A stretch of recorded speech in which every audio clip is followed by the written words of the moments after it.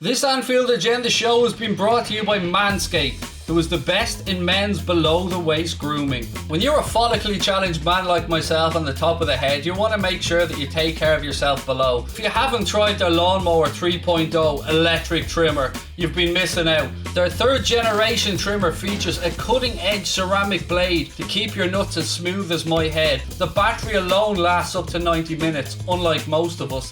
The kit also includes Crop Preserver, otherwise known as their ball deodorant. Yes folks, I did say ball deodorant. It also comes with Crop Reviver, Manscaped's own ball toner. Sick of saggy balls? Use their ball toner and those days will be gone. They even added their Shed travel bag and anti-chafing boxer briefs to complement not only their Perfect Package 3.0, but your perfect package as well. Let's get that bush to tush clean so you can be prepared at all times. Get 20% off and free shipping with the code WFM20 at manscaped.com. That's 20% off with free shipping at manscaped.com. Use our code WFM20. You too can be massive and your balls will thank you later.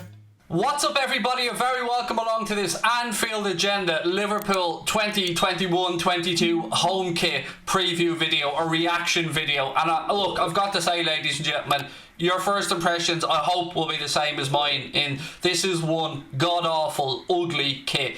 Probably, and I don't say this lightly, I really don't, probably the worst Liverpool kit, home kit that I've seen in my 39 years on this planet. I don't like anything about it. I'll get straight to the point, ladies and gentlemen. I'll go through the images one by one.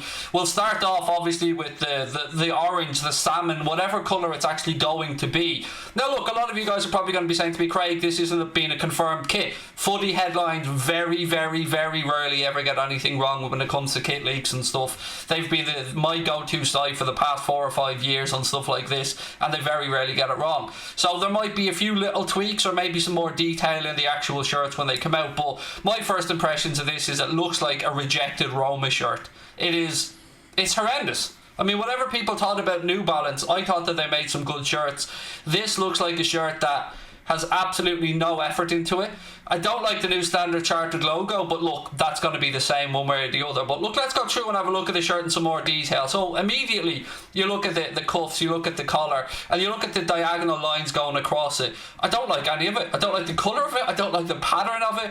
I don't like the way the white stands out on the shirt. Then if we move on to the next image, you'll see a little bit closer. There is a bit of a pattern to the shirt that becomes more apparent the closer you get to it.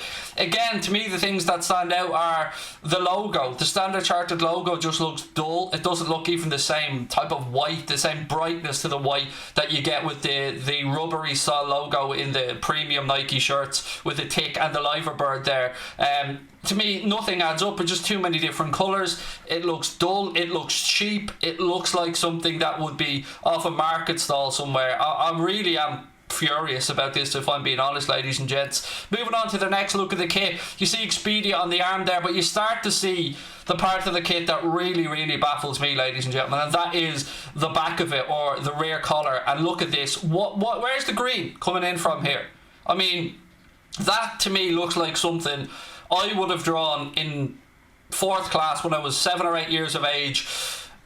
It's horrendous. I felt no redeeming features about this kit at all to me, ladies and gentlemen. Now look, I understand that I will see things differently to other people, but the feedback that I'm after been getting on Twitter or off our Discord group around this shirt is that it is a massive, massive L on the part of Nike. And I'm sure that there will be some people that like it, but I don't understand the colours. I'm sure they will be given a reason as to why these particular colours are being used. There's usually some god-awful excuse as to why these somehow correlate to Liverpool's history. I don't know. For me, folks, this is one shirt that I will not be buying. And I think I've bought every Liverpool home shirt for at least the last 15 years that I can remember.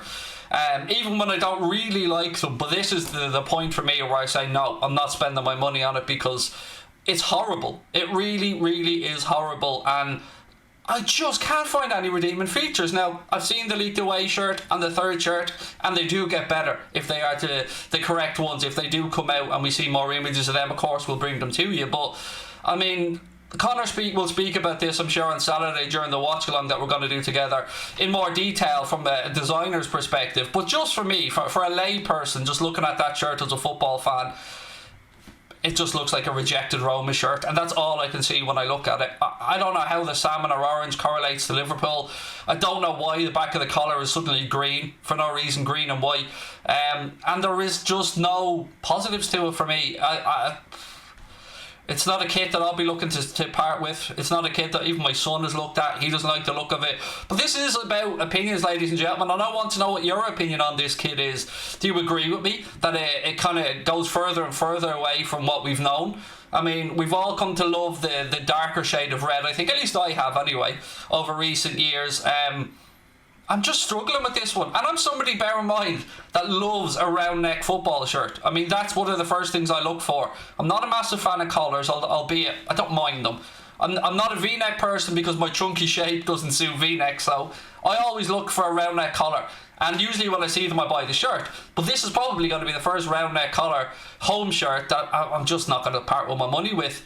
Apart from the fact that the shirts are getting more and more expensive, look, that's to be known, but I've spoken to fans of Chelsea, I've spoken to fans of other clubs that use Nike to make their shirts, and they've basically said, this is what you're going to get. The Chelsea fans in particular have spoken about a history of ugly shirts from them with Nike, and we'd all hoped that when we got this crossover with Nike, when they became our kit manufacturer, that we'd see cool stuff like crossover with LeBron, or some NBA style stuff, or, you know, so some innovative stuff. But this, to me, it looks like they forgot to design our home shirt, and somebody said, God, I better stick something together really quickly here, and that's what they came up with. It just screams me, and that's all I can come up with. There isn't any other words that I could use. There's no positivity for me about this shirt. Don't like the design. I'm actually going to be baffled if there are any comments on this video saying that they like this shirt. That's how strongly I feel about it. And this is before we get to the point of it being, you know, the two layers of shirts, the Vapor shirt or the stadium jersey. And I certainly won't be parting with even the cheapest of the shirts, which is still going to be around €70 probably by the time you go to buy it.